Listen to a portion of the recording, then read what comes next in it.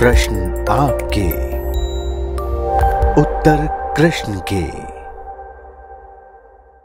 आजकल social media पर एक बहुत वायरल हो रहा है, तो आखिर योग से जीवन किस तरह से परिवर्तन होता है। देखो, योग जो होता है, योग से तो स्वास्थ्य ठीक रहता ही है। आज मशीनीकरण का जीवन है, आज सब काम मशीन रहा है। और शरीर जो है का भोज, पहले जो है शरीर से श्रम होता था तो खाते थे, डाइजेस्ट हो जाता था। आजकल शारीरिक श्रम छूट गया है, लेकिन खाना नहीं छूटा है। खाना जो है 5 किलो हेल्दी डाइट चालू है, कैसे पचेगा। इसलिए विभिन्न प्रकार के रोग हो रहे हैं और इतने नए नए प्रकार के रोग निकल रहे हैं जिसका कि इलाज असंभव हो रहा है। इसलिए आज के सभाना में योगासन जरूरी है शरीर के लिए। लेकिन योगासन is only for your body, यह शरीर ही इसे ठीक रहेगा, न कि आपका माइंड। इसलिए शरीर के लिए योगासन बहुत जरूरी है और करना चाहिए। दूसरा इनका प्रश्न है, जैसा कि आपने कहा है कि सत्य, लेकिन एक सवाल मैं योग से प्राचीनता से पूछता हूँ कि क्या जो लोग आजकल पार्कों में, विश्वविद्यालयों में, बड़े बड़े ऑडिटोरियम में आदि से हो रहा है, क्या वही योग हमारे शास्त्रों में बताया गया है। यह योग शब्द का कुछ अर्थ प्रदर्शित करें, ये लिख रहे हैं। देखो, आप फिर योगा लिखा है, कहीं योग लिखा है। मैं बोल चुका हूँ कि योगा शब्द नहीं है, योग शब्द है। मैं कभी विश्वविद्यालय, हिंदू काशी विश्वविद्यालय में भी लेक्चर दे चुका हूँ कि वह योग शब्द है, योगा नहीं है। तो वहाँ के तो लोग मान लिए तुरंत। जैसे रामा शब्द नहीं है, राम शब्द है। आप लोग रामा कहते, राम का मतलब, रामा का अर्थ सीता हो जाएगा। अंग्रेज लोग कहते हैं शिवा, शिवा का अर्थ पार्वती हो जाएगा। कृष्ण को अंग्रेज लोग कहते हैं कृष्णा, कृष्णा का अर्थ द्रौपदी हो जाएगा। योग शब्द है, योगा का शब्द स्त्रीलिंग हो जाएगा। लेकिन सब लोग उसके देखा देखी जोगे कहता है। जिसको लड़के को देखा तो पढ़ने वाला जोगा जोगा तक योगा गलती। अंग्रेजी में 26 अक्षर होता है, हिंदी में 52 अक्षर होता है। अंग्रेजी में स्वर में केवल ए से काम चलाया जाता है, हिंदी में 16 स्वर है ना। इसलिए संस्कृत भारत में बोलने वाला गजीब टूटता है। और यह नहीं जानते हो, विश्व में अंग्रेजी का उच्चारण सबसे अच्छा शुद्ध भारतीय करता है। इसलिए इसका जिम स्टेशन नहीं कहेगा, स्टेशन कहेगा। अस्पताल कहते हो तुम, अस्पताल कहेगा। इसलिए विश्व में अंग्रेजी का भी उच्चारण भारत का। इसलिए योगा नहीं, योगा।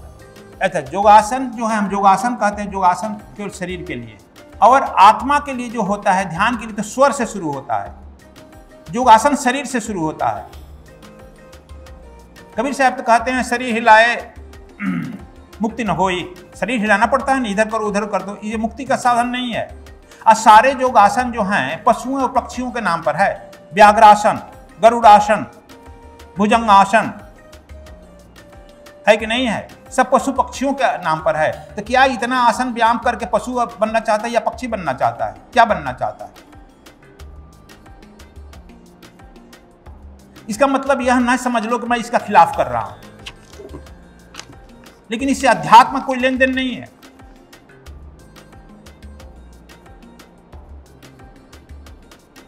यह शरीर के स्वास्थ्य के लिए है, मैं भी करता हूं। लेकिन सारे योगासन को देखना पशु और पक्षी के नाम पर है। बहुत बुद्ध पुरुष कहे हैं, भगवान बुद्ध तो नहीं करते थे योगासन, महावीर नहीं करते थे। जो स्वर साधना करता है, अपने को साध लेता है, वह जो है मुक्ति का दरबार खोलता है। और योगासन केवल शरीर के लिए खोलता है, जिसे पहलवान लड़ता है शरीर के स्वास्थ्य के लिए। लेकिन इससे परमात्मा और मुक्ति का कोई संबंध नहीं है। केवल तुम इसी को योगा योगा कहते हुए करते रहेगा, तुम्हारी बुद्धियां निश्चित रूप से पशु और पक्षी के तुल्य बन जाएगी। मतलब है कि यह जो है बिल्डिंग है, ठीक है, इसको रिपेयर करना चाहिए। इसका मतलब कि रोज बिल्डिंग के सफाई में ही मत लगो रहे हो, इस बिल्डिंग में रह करके परमात्मा का ध्यान तो करो। शरीर रूपी एक बिल्डिंग है, इसकी सफाई जरूरी है। नियत समय पर स्नान करना चाहिए, जो योगासन करना चाहिए, वॉकिंग करना चाहिए, जिससे शरीर तो स्वस्थ रहे। लेकिन इसका मतलब नहीं कि इसी में लगे रहो, काम ही ना करो। जिस तरह से बिल्डिंग की सफाई और बिल्डिंग की देखते हो हमारे यहाँ भी सुबह शाम होता है, ठीक करो वह शरीर की स्वस्थता के लिए, लेकिन परमात्मा के लिए स्वर से साधना करो और स्वर जब तुमको ले जाएगा तुम्हारे अंदर जो है वह द्वार खोल देगा जहाँ योग, उसको योग कहते हैं। जब तुम्हारा आत्मा और परमात्मा से मिल जाता है तो योग कहलाता है, वह योग पूरा होता है। विष्णु पुराण इसी को कहता है, नारद पुराण भी इसी को कहता है, आकि जब तुम्हारी आत्मा परमात्मा से मिलती है तो कबीर साहब कहते हैं मैं था तो हरि नहीं, अब हरि है मैं ना, अब तुम हरिमय हो गया, जो पूरा हो गया। ऋग्वेद कहता है सर्वम जयते ब्रह्म, तुम ब्रह्म को दर्शन कर लिया और चारों तरफ अपने ब्रह्म को ही देख रहा है तो जीवन मुक्त हो गया, जो पूरा हो गया। यह योग कहलाता है। लेकिन दुर्भाग्य की बात है कि हम योगासन को योग कहने लगे हैं और कॉलेज के पढ़े लिखे लोग, पढ़े लिखे सब पढ़े लिखे लोग योगा योगा कह रहे हैं। इसलिए मैं समझाया कि योग में योगासन में अंतर समझ लेना चाहिए। योग का अर्थ होता था जोड़ना। कबीर साहब भी कहे हैं और भी कहे हैं, पंडित गाँव हूं मंगलाचार राम द्वारे आए भातार, भोजपुरी में बोल रहे हैं। कहते हैं अरे पंडित मंगलाचार गाओ, क्यों? मेरी शादी हो रही है और राम आ रहा है भातार, भव से तारने वाला, भोजपुरी शब्द में भातार कहते हैं, भव से तारने वाला आ रहा है और उससे मेरी शादी होगी। तो वहां पर कौन पंडित मंगलाचार करेगा? ब्रह्मा से कम मंगलाचरण नहीं करेगा, उसको अनाहत योग कहते हैं। और अनाहत सुनो भाई, हद से बेहद ले जाए। जब ब्रह्मा उच्चारण करता है तब वह आत्मा परमात्मा की शादी होती है। तब जो है तुम्हारे अंदर 7 तरह की वाद्य बजते हैं, 7 तरह के अमृत के वर्षा होते हैं, जिसको हमने अनाहत योग के द्वारा बताया है और खिचड़ी मुद्रा के द्वारा बताया है कि अमृत की वर्षा होती है। तब तुम जो है जीवन मुक्त हो जाते हैं, तब योग की घटना घटती है। यह योग है। योग जो है भारत की प्राचीनतम खोज है। और योग जो है अभी तक झगड़ा है, परमात्मा कैसा है, क्या रूप है, इस पर झगड़ा है ना। परमात्मा राम है, कृष्ण है, तो कोई कहेगा नहीं बुद्ध है, कोई कहेगा महावीर है, कोई कहेगा नहीं क्राइस्ट है, कोई मोहम्मद है। स्वरूप पर झगड़ा है। गीता भी कहती है कि how will get the god, Gita पर कोई झगड़ा नहीं। योग भी यही कहता है परमात्मा को कैसे तू उपलब्ध होगा, परमात्मा के स्वरूप का वर्णन नहीं करता है। यह योग है। कबीर साहब कहीं परमात्मा के स्वरूप का नहीं वर्णन किए हैं। अपने बीजक में देखा होगा, हमने बोला है कबीर साहब हर समय परमात्मा को कैसे तू उपलब्ध हो जाएगा यह बात कर रहे हैं। तू परमात्मा के स्वरूप को कैसे प्राप्त कर लेगा। और कण कण में साई मत है, कटुक वचन मत बोल रे, यह बोल रहे हैं कि सब तरह वो साई तुम्हारे अंदर है, घट घट में है। कैसे तू अपने अंदर देख रहा है, बाहर देख लेगा, बाहर जो दिखला रहा अंदर देख लेगा। वह परमात्मा के बारे में, सर्वव्यापी परमात्मा के बारे में कबीर कर रहे हैं। उसी परमात्मा के बारे में क्या नाम है, कृष्ण जो है गीता में कह रहे हैं। और योग भी वही कहता है how will get the God, what is the God, इसका उत्तर नहीं दे रहा है। इस पर झगड़ा, विवाद है। इसलिए योग जो है प्राचीनतम खोज है, इस पर विवाद नहीं है, यह विज्ञान है। इसलिए कबीर की शैली पर नहीं है, गीता पर विवाद नहीं होना चाहिए, इसलिए कि यह विज्ञान है। परमात्मा को कैसे प्राप्त कर जाएगा, नो, इस पर there is no any questions, नहीं कोई झगड़ा है। इसे योग जो है प्राचीन है। गुरुजी, आप आखिरी सवाल, भारतीय राजनीति से आपको क्या लगता है कि बढ़ रहे राजनीतिक परिदृश्य में को क्या योग दिवस शांत और अनुकूल कर पाएगा? है ना जी। और योगी का समय बदल जाएगा तो योग दिवस बदल जाएगा। योग से राजनीति से कोई संबंध नहीं है बच्चा। हम लोग योग से, मोदी नहीं थे तो योग था नहीं था। यह दूसरी बात है कि वह योग जो है कंदराओं में था, गुफाओं में था, साधुओं के आश्रम में था। इस योग को उन्होंने खोल करके योगासन को लेकर आया, पार्कों में लाया, होटलों में लाया और सामूहिक स्थलों पर लाया है। यह नहीं कि यह अलग से खोज किया, लाया है न केवल। फिर मान लो कि दूसरा आदमी आएगा, उनको पार्कों से हटा देगा, यही न कर सकता है। लेकिन क्या साधु के, संत के मन से, दिल से, दिमाग से निकल जाएगा क्या? अंग्रेज नहीं निकाल पाए, मुसलमान नहीं निकाल पाए, नहीं निकल पाया, कैसे निकालेगा? देखो, और यह भी बात समझो, राजनीति क्या करे। जो ठीक ठीक योगी होगा, बुद्ध और महावीर। बुद्ध ने तो किसी को मारा ही नहीं, आधी पृथ्वी बौद्धिष्ट है अभी। और तुम नहीं जानते हो, बुद्ध काल ही स्वर्ण काल कहलाया है।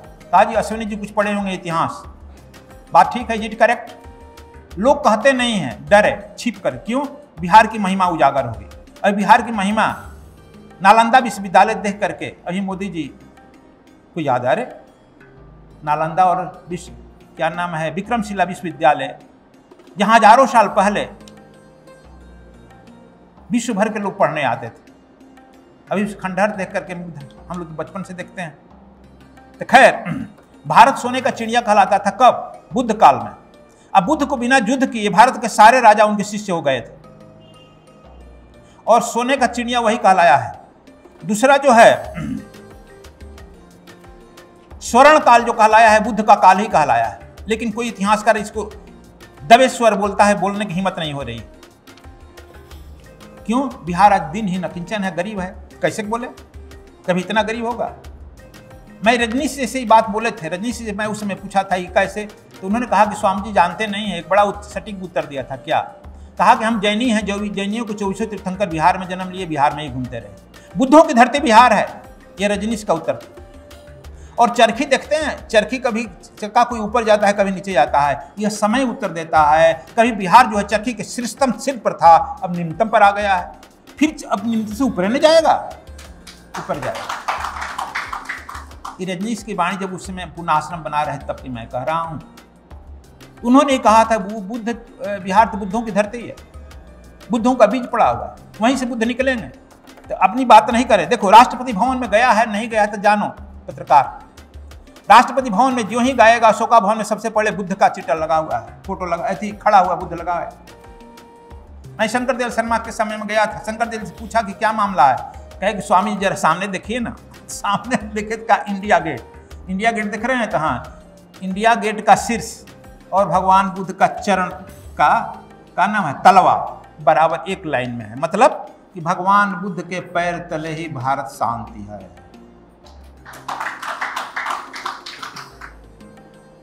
राष्ट्रपति भवन में और कहीं कोई मूर्ति नहीं लगी है बुद्ध के सिवा। जब सीढ़ी पर चढ़ेगा ऊपर, 1000 हाथ वाला बुद्ध इस तरह आशीर्वाद दे रहे हैं।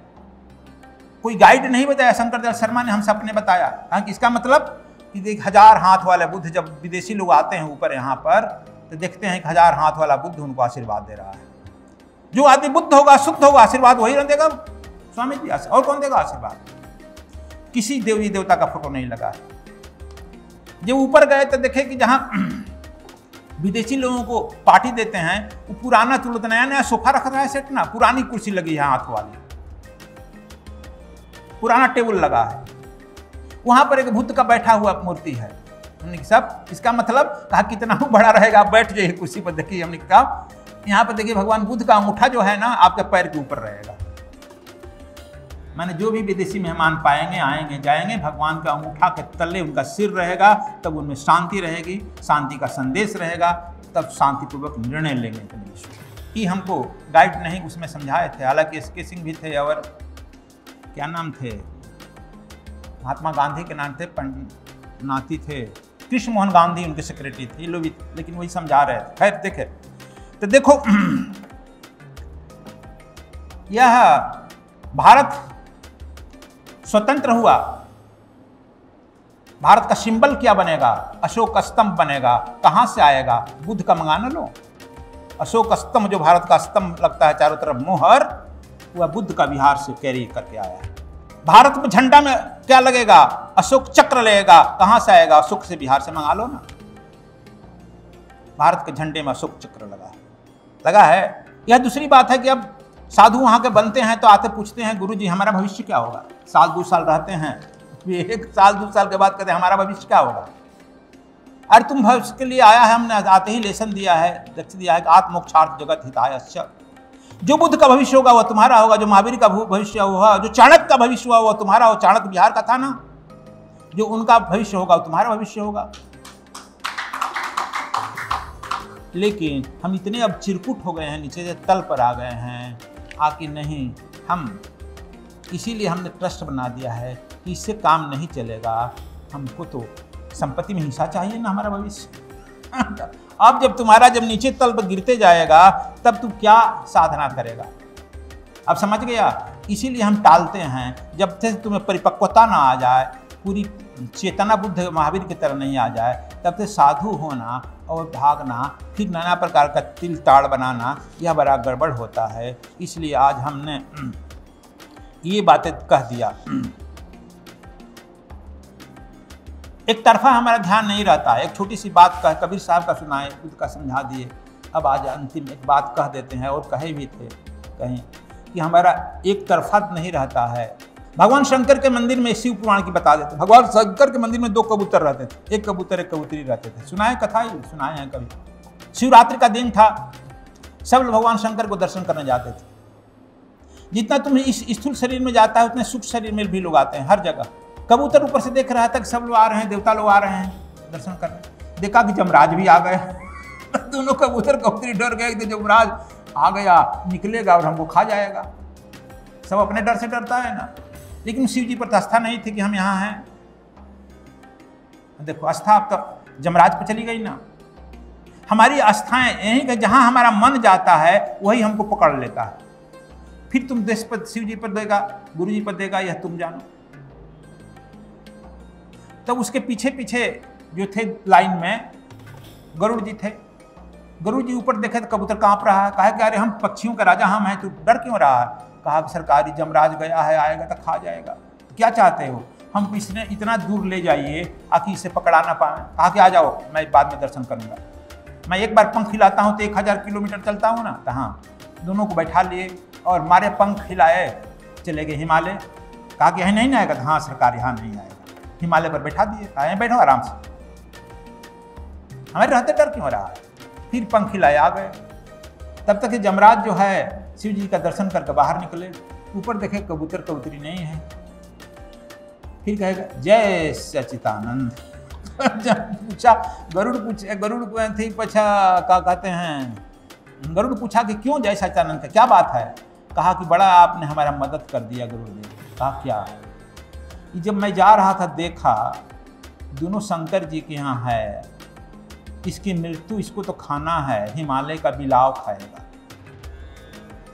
लेकिन अब यहाँ है तो हिमालय के बिलाव कैसे आएगा? तो हमने सोच लिया कि चलो मैं क्या करूँ, अब शंकर जी के शरण में आ गया तो बच जाएगा।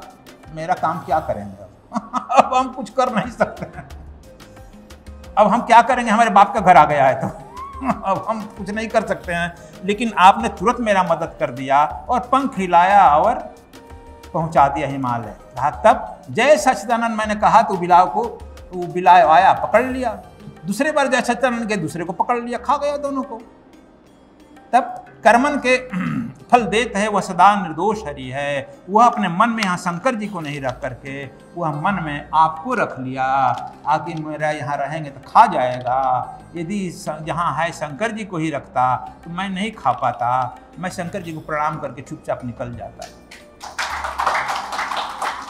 तो हमारा मन डगमग करता है, ये पता नहीं बचाएंगे नहीं बचाएगा। अब ये हमारा जात भाई आ गया है, हित मत आ गया बचा लेगा तो बचा लिया ना। इसीलिए कहते हैं कि एक दृढ़ रहो, एक चित्त रहो। संसार एक तरफ से दूसरे तरफ हो जाए तो हो जाए, डगमग छाड़ दे मन बावरा। लेकिन हम लोग डगमग नहीं छोड़ते हैं, दृढ़ कर इच्छा रखो। क्या भविष्य होगा यह अपना सब भविष्य हम हरदम बताते हैं। आप मोक्षार्थ जगत हितायश्च। आप मोक्ष के लिए आपको हर दिन साधना करनी है। जो भी काम करो संसार का काम तो करो, लेकिन यह भावना रखो कि मैं जगत हित के लिए करता हूँ। बस काम मामला खत्म। तुम समझ लिया कि मैं नौकरी के लिए करता हूँ, तुम समझ लिया कि नहीं मैं करूँगा तो पैसा मिलेगा, तुम समझ लिया कि नहीं करूँगा, वही तो काम करो।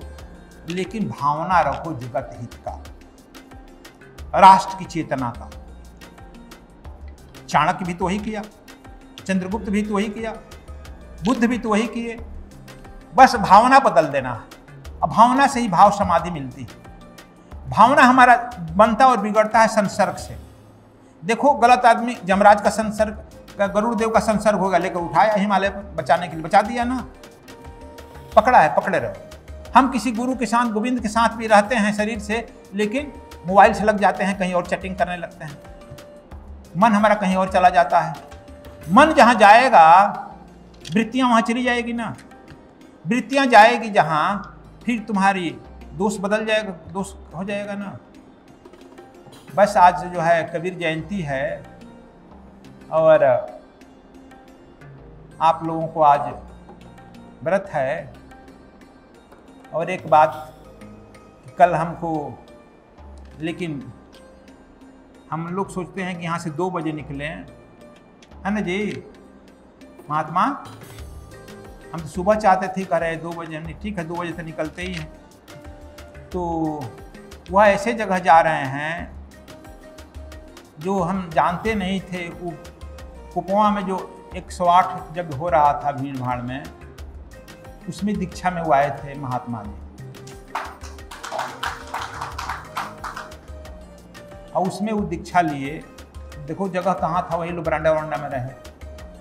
हमको पता चला जब वहाँ यज्ञ कर रहे हैं, सम्मेलन कर रहे हैं, और सुनते हैं कि वहाँ के मुख्यमंत्री भी आ रहे हैं, कहाँ ना है राजस्थान के, और हमको मुख्य अतिथि के रूप में बुलाए हैं। गुरु जी हैं ना। अब देखो गुरु जी, कबीर साहब को क्या मेहनत करना पड़ा, लेकिन कबीर साहब ने रामानंद गुरु मान। आप जानते नहीं हो, कबीर साहब जब रविदास को, नहीं क्या नाम है, रामानंद जी जब रविदास को चेला बनाए, कबीर को चेला बनाए, सहज एक औरत लड़की को चेला बनाए, झुन्नाबाई का नाम है थी, कि बनिया की लड़की थी। तो उनके जो 16,108 ब्राह्मण सन्यासी थे, कह दिए गुरु जी के बुढ़ापा में दिमाग खराब हो गया है। जैसे तुम लोग भी कहता है ना, गुरु जी बुढ़ापा में दिमाग खराब हो गया, निम्न जात को बनाने लगे, लड़कियों को बनाने लगे। बुढ़ापा में दिन होता है ना, दाढ़ी वाल पकड़ने पर खराब, तुम लोग भी कहता है। कबीर साहब भी उस समय कहे, खड़ा होकर कहे सब शिष्यों के बीच में, क्या कहे जी? गुरु गोविंद एक है, दूजा भेद यकार, चिल्ला कर कहे। लेकिन संस्कृत जानते नहीं थे। सब ब्राह्मण सन्यासी चिल्लाए कि तू जानता है कुछ संस्कृत, कौन भाषा में बोलता है? गुरु गोविंद एक है। गुरु गोविंद कैसे होगा रे? गोविंद का फोटो लगाकर पूजा करते हैं, हमारे गुरु जी भी करते हैं, दोनों एक कैसे होगा? लेकिन कबीर साहब कहे गुरु गोविंद एक है, दूजा भेद यकार, कि शारीरिक भेद है। संस्कृत जानता है, दबते नहीं थे। कहा कि संस्कृत कूप जल भाषा बहता नीर।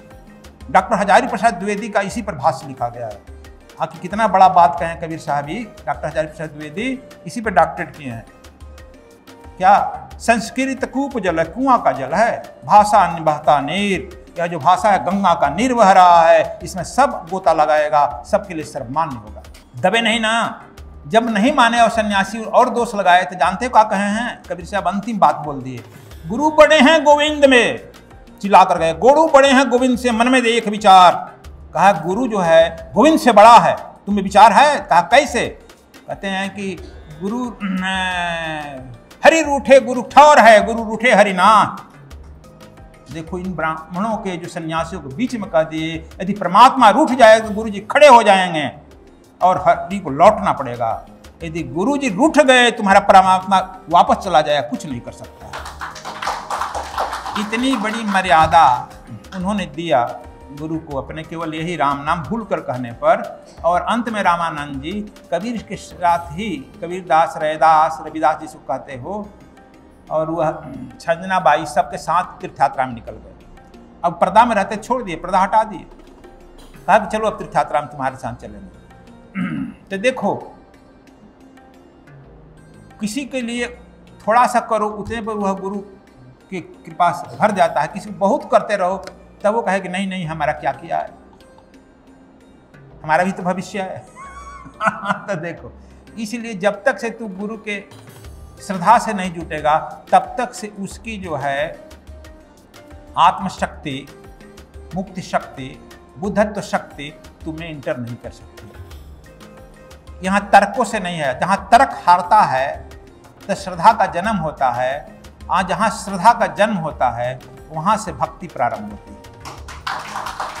भक्ति तो है ही, भक्ति तो शुरू ही होती है समर्पण से। तेरा तुझे सौंपिया क्या लागत है मेरा। तो अब वही कहे कि वह जो है अभी हम पहचानते भी नहीं हैं, उनके बुलावे पर हम जा रहे हैं। बस आज इतना ही।